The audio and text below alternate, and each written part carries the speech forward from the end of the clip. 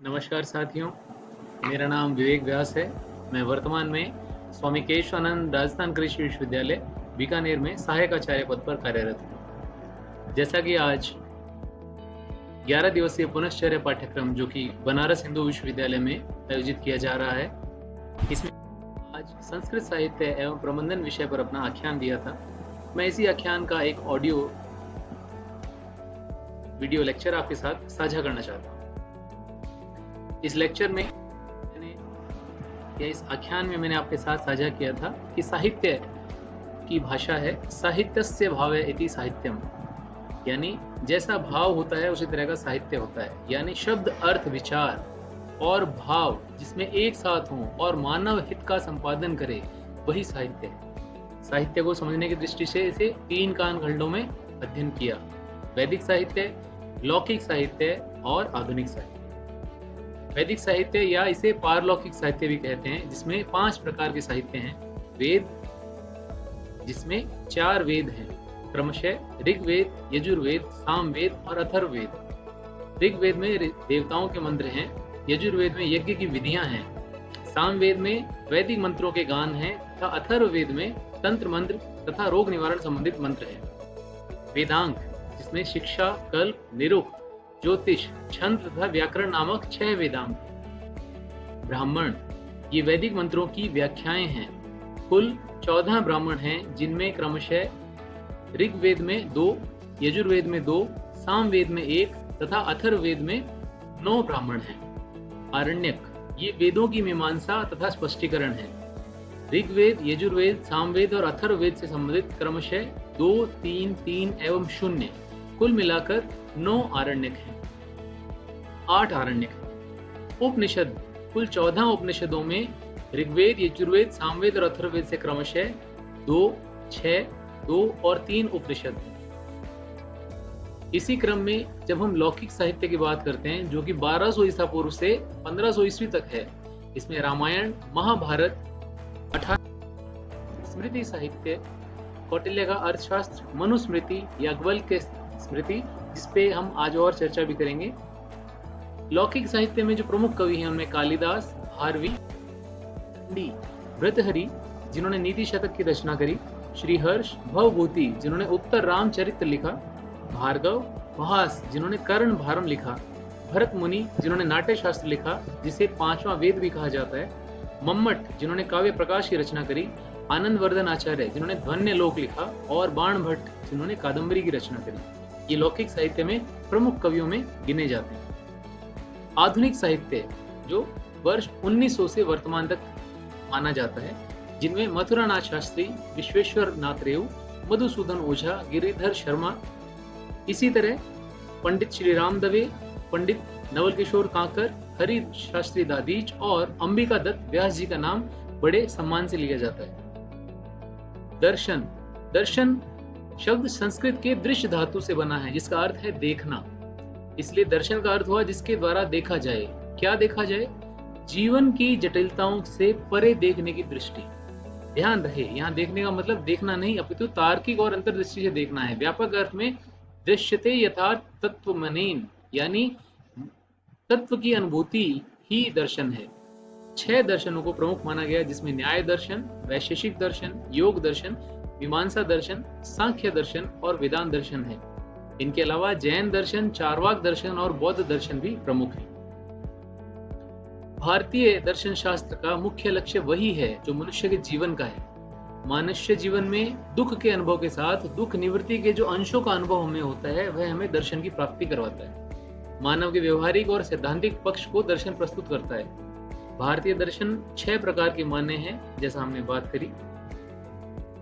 बात करते हैं प्रबंधन की। प्रबंधन की निर्णयन और नेतृत्व प्रधान परिभाषाओं के अनुसार निर्णय लेने की क्षमता प्रबंधन है, जबकि कार्यात्मक परिभाषा कहती है कि प्रबंध करने का आशय पूर्वानुमान करना, योजना बनाना, संगठित करना, निर्देश देना, समन्वय करना और नियंत्रित करना, जिसे हम POSDCORB planning, organising, reporting, directing, controlling and coordinating इस तरह से बोलते हैं।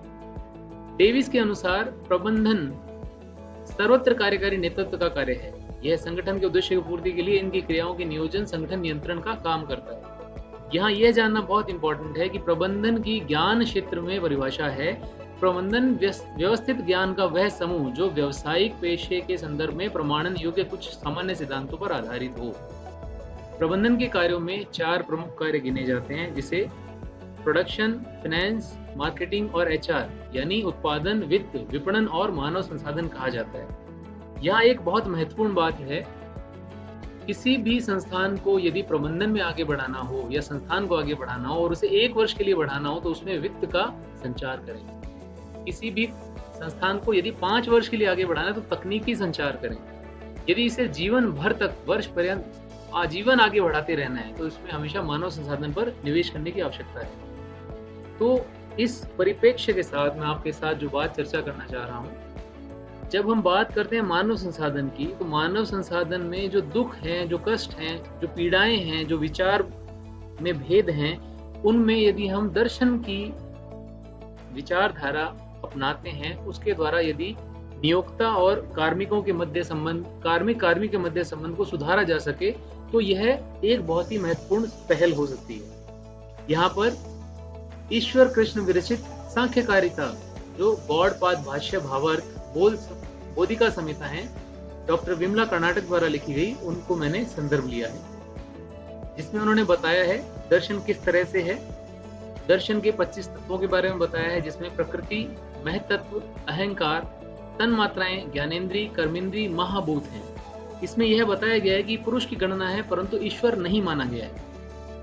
यहाँ पर 3 दुख, जिसमें शरीर से संबंधित दुख, दूसरे प्राणियों द्वारा दिए गए दुख और यक्ष राक्षस द्वारा यानी आदि दैविक और आदि भौतिक दुखों के बारे में बात की गई। सांख्य दर्शन में 3 प्रमाण माने गए हैं, जिन्हें प्रत्यक्ष, अनुमान और शब्द कहा गया है। प्रत्यक्ष जिसे इंद्रियों के माध्यम से देखें, प्रमाण जो संबंध पूर्वक ज्ञान करवाए, यत्र यत्र धूम तत्र तत्र अग्नि, जहां जहां धुआं होता है तो हमारी इंद्रियां जिससे देख सकती हैं, कुछ अनुमान लगा सकती हैं, इसका मतलब वहां पर कुछ होगा। देन आप्त श्रुति यानी विश्वसनीय पुरुष के शब्द वाक्य कहलाते हैं। इसी दर्शन में सत्कार्यवाद के बारे में बात की गई, जिसे परिणामवाद भी कहते हैं, यानी प्रत्येक कार्य अपनी उत्पत्ति के पूर्व अपने उपादान में अव्याप्त रूप से रहता है। इसके लिए 5 प्रकार माने गए हैं। असंकारनाथ यानी वो वस्तु असत या अविद्यमान है, उसे वहां से उत्पन्न नहीं कर सकते, यानी बालू से तेल नहीं निकाल सकते, तेल केवल तिल से निकलेगा, तो जो जहां नहीं है उसे वहां से उत्पन्न नहीं किया जा सकता। उपदान ग्रहणात यानी कोई विशिष्ट कार्य किसी विशिष्ट उपादान में पहले से ही विद्यमान है, यानी कपड़े का कार्य करने के लिए तंतु पहले से ही कपास में विद्यमान है। सर्व संभाव भावात यानी किसी भी कारण से किसी भी कार्य की उत्पत्ति नहीं कर सकते, जैसा तांबे के धातु से सोने के आभूषण नहीं बनाए जा सकते। शक्तस्य शक्य कारणात, जो वस्तु किसी कार्य के करने का सामर्थ्य रखती है उससे उसी कार्य की उत्पत्ति होती है। कारण भावात, कार्य के कारण से भिन्न ना होकर कारण का ही एक रूप होता है। इसका मतलब जो जिस कार्य कारण से हो रहा है वह कारण ही कार्य का रूप है। यहाँ हम देखेंगे इस दर्शन में पदार्थ को जड़ और चेतन 2 भागों में विभक्त किया गया है, जिसमें चेतन में न प्रकृति न विकृति देखते हुए पुरुष कहा गया है, जबकि जड़ प्रकार को व्यक्त और अव्यक्त 2 रूपों में बांटा है। व्यक्त में प्रकृति विकृति, जिन्हें 7 प्रकार माने गए हैं, जिसमें महत यानी बुद्धि, अहंकार जिसमें 3 रूप हैं, और पंच तन्मात्र। अहंकार के 3 रूपों में सत, तम और रज, ये 3 गुण हैं। केवल विकृति, इनमें 16 प्रकार माने गए हैं, जिसमें 11 इंद्रिय और 5 महाभूत माने गए हैं, जबकि अव्यक्त में केवल प्रकृति जो कि मूल प्रकृति है। और यहाँ यह कहा गया है कि प्रकृति और पुरुष के संयोग से सृष्टि की रचना होती है। यहाँ पर ये देखते हैं जैसे गुण जो स्वरूप हैं और विरूप हैं, तो सृष्टि पुरुष और प्रकृति के मिलकर बनी। प्रकृति में महत और अहंकार, अहंकार में 3 प्रकार, सात्विक, राजस और तमस। सात्विक और राजस के मेल से 11 इंद्रिय, जिनमें ज्ञानेंद्री, कर्मेंद्री और मन, जिसमें ज्ञानेंद्रियों में चक्षु, श्रोण, घ्राण, रसना और त्वक हैं, जबकि कर्मेंद्रियों में वाक, पाणी, पाद, पायु और उपस्थ हैं। जबकि पंच मात्राएं जो कि राजस और तामस से मिलकर बनती हैं, शब्द, स्पर्श, रूप, गंध और रस, और इन्हीं में महाभूत हैं जिनमें आकाश, वायु, पृथ्वी। तो इनके व्यवहार से ही पृथ्वी सृष्टि के जो कारण है, कारक है, उनका निर्माण और विलय होता रहता है। यहाँ यह समझना बहुत महत्वपूर्ण है, स्वरूप और प्रकृति स्वरूप को एक अंधे और एक लंगड़े पुरुष की तुलना दी गई है। प्रकृति वह अंधा है जो देख नहीं सकता पर चल सकता है, जबकि पुरुष वह दृष्टि युक्त है जो चल नहीं सकता। यानी पुरुष अत्रिगुणत्व, विवेकित्व, अविषयत्व, चेतनत्व, नानत्व और साक्षित्व के गुणों से युक्त है, जबकि प्रकृति त्रिगुणात्मक है, अविवेकी है, विषय और प्रसव धर्मी है तथा प्रधान है।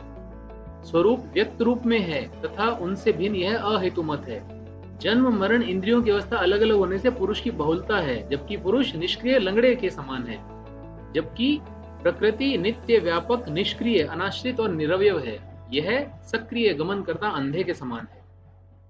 केवल्य या जिसे हम मोक्ष कहते हैं, तो प्रकृति पुरुष के ज्ञान से दुख निवृत्त हो सकती है, जबकि पुरुष प्रारब्ध के कर्मों के कारण, कुम्हार के चाक घूमने के कारण शरीर को धारण किए रहता है। प्रारब्ध कर्मों के समाप्त होने पर, प्रकृति की निवृत्ति होने पर पुरुष एकांतिक और आत्यंतिक दोनों प्रकार का मोक्ष पाता है। यहाँ जानने वाली बात यह है कि यदि हम इस दर्शन का उपयोग करके व्यवहारों के मध्य में जो दुख के कारण है उन्हें नष्ट कर सकें या उससे निजात पा सकें, तो क्या यह महत्वपूर्ण होगा।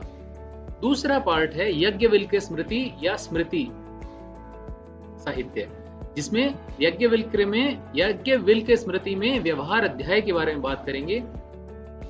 स्मृति हिंदू धर्म के उन ग्रंथों का समूह है जिसकी मान्यता श्रुति से नीची है और ये मानव द्वारा उत्पन्न है। स्मृतियों में आसान कहानियां और नैतिक उपदेश हैं, जिसमें बहुत सारी स्मृतियां दी गई हैं।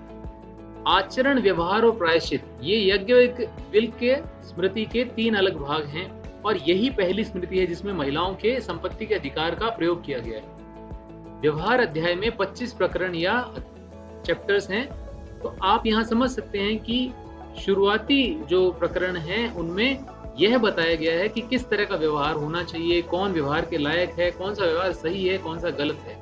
फिर दान संबंधित, निधि संबंधित, साक्षी संबंधित, साक्षी में भी लेख्य साक्ष्य और दिव्य साक्ष्य संबंधित, दाय विभाग यानी डोनेशन से संबंधित, सीमा विवाद यानी जमीन से संबंधित, स्वामी पाल विवाद, दत्तानी प्रकरण यानी क्यों कौन किसे क्या दे सकता है, क्रीतानुषय यानी विक्रय या क्रय संबंधित, अत्यभ्युपेक्षा सुश्व प्रकरणम यानी पैसा लेकर सेवा करने के संबंधित बातें, संविद व्यति प्रकरणम यानी अधिकार संबंधित बातें, वेतन देने से संबंधित बातें, द्यूत संवाह प्रकरण यानी जुए से संबंधित, वाक पारुष्य किसी को गाली गलौज देना या परुष वचन कहना, देन दंड पारुष किसी की पीड़ा देना, किसी को चोट पहुंचाना, साहस प्रकरण चोरी करना, निर्णयजक आदीनम, निर्णयजक बोलते हैं धोबी को, तो जो पैसा देकर कपड़े सफाई करने से संबंधित जुड़े काम, विक्रिया संप्रदान यानी क्रय विक्रय संबंधित, इसी तरह से स्त्री संग्रहण और प्रकीर्णम प्रकरण,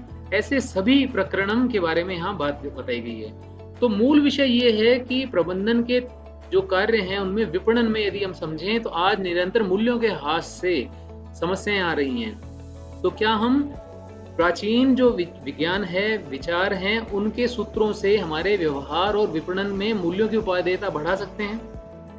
इसी तरह यदि हम कानून की बात करें, नियमों की बात करें, तो क्या हम विदेशी कानूनों के साथ साथ हमारी मूल जड़ों पर समझते हुए क्या हम ऐसे नियम बना सकते हैं जिसमें सभी पक्षों को सम्मिलित किया जाए, जैसे वृद्ध हैं, महिलाएं हैं, वंचित है, पशु पक्षी हैं, सभी के प्रति संवेदनाशील नियम बना सकते हैं?